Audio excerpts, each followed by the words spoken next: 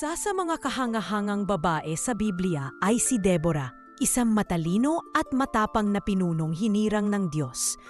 Araw-araw siyang nakaupo sa ilalim ng punong palma at doon lumalapit ang mga tao upang humingi ng payo at tulong sa kanilang mga suliranin.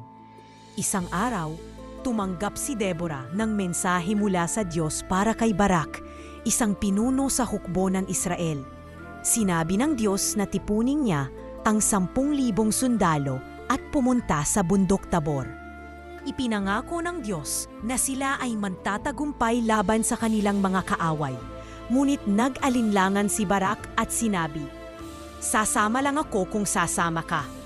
Kaya't buong tapang na pumayag si Deborah.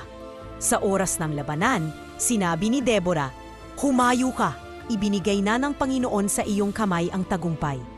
At totoo nga, dahil sa tulong ng Diyos, natalo nila si Sisera at ang kanyang hukbo.